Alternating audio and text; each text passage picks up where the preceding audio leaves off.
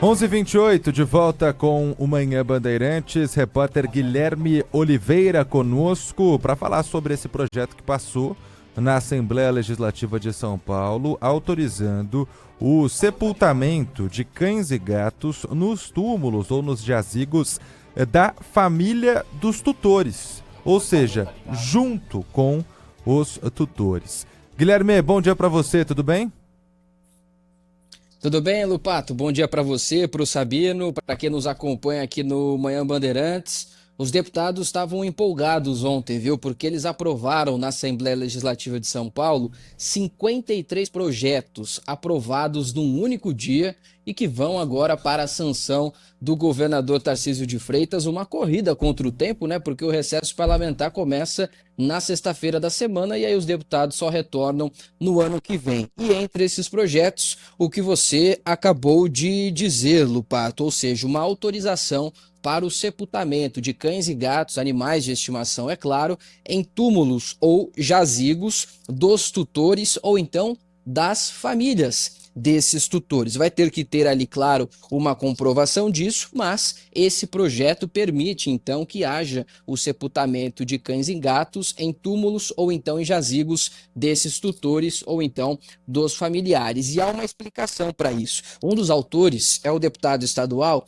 Eduardo Nóbrega e ele deu duas explicações, duas justificativas para essa autorização. A primeira justificativa é porque há no estado de São Paulo um monopólio de crematórios para animais de estimação e é um custo muito alto. Então muita gente às vezes deixa de pagar ou porque não quer ou porque não consegue, não tem esse poder aquisitivo para pagar ali o devido sepultamento do respectivo cão ou então do gato de estimação. E uma outra justificativa é em sequência dessa de crematórios. As pessoas que não pagam, por vezes, acabam enterrando esses animais em áreas de mata no estado de São Paulo. E isso é um crime ambiental. Os tutores, por vezes, não sabem que estão cometendo um crime ambiental e eles acabam poluindo também o meio ambiente, poluindo aquele terreno em razão disso. Por causa dessas duas justificativas, os deputados da Assembleia Legislativa de São Paulo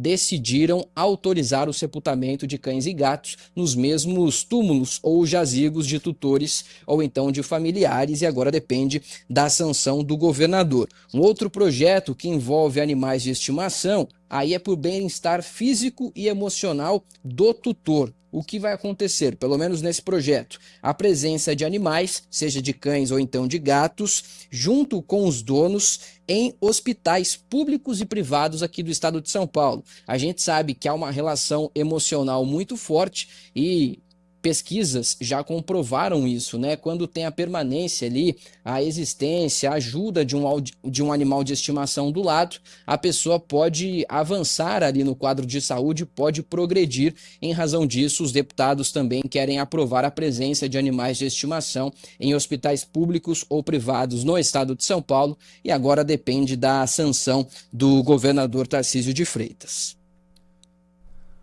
Guilherme Oliveira, cachorro hoje em dia já anda de carrinho, né, em shopping, em supermercado, já tem vida de rei e rainha em algumas residências, agora também podem ser sepultados junto aos tutores, claro que depende da sanção do governador Tarcísio de Freitas. Eu acho, sinceramente, que a relação fica tão próxima de alguns animaizinhos de estimação com os seus tutores, que é uma medida válida, até porque não vejo como muda muito o funcionamento de um cemitério essa mudança de lei também. Foi só, de fato, essa autorização, mas que no mínimo, interessante, né, Sabino?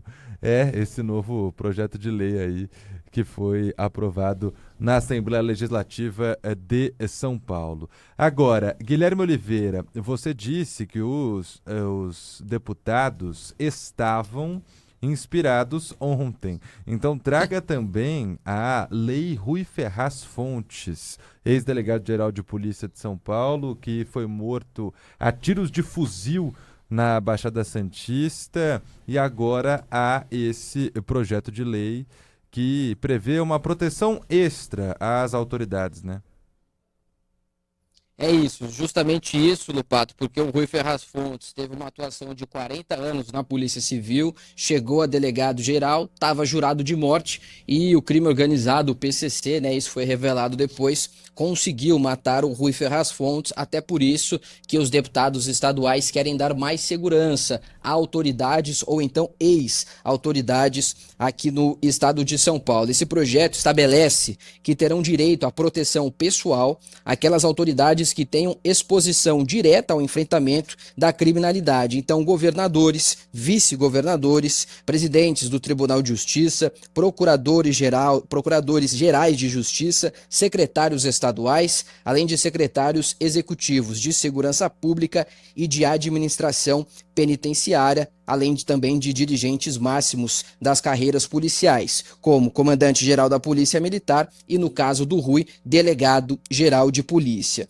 Nesse projeto, há previsão ainda para autoridades em exercício enquanto estiverem no cargo ou então para ex-mandatários durante a duração do mandato do governo subsequente. Aí a proteção para outras autoridades, que não essas que a gente citou, vai depender ali da comprovação, mediante a avaliação de cada caso, se a autoridade ou a ex-autoridade comprovar que está jurada de morte, que tem um risco ali para ela ou então para familiares, a justiça também pode permitir essa segurança pessoal. E isso aconteceu depois da execução do Rui Ferraz Fontes. Houve ainda na área da segurança pública mais um projeto em combate ao racismo e à violência contra a mulher. Por exemplo, um protocolo de combate à violência contra a mulher em universidades aqui em São Paulo, justamente para dar instrumentos às unidades de ensino superior para a prevenção ao assédio, o acolhimento e a proteção de vítimas, além de orientação adequada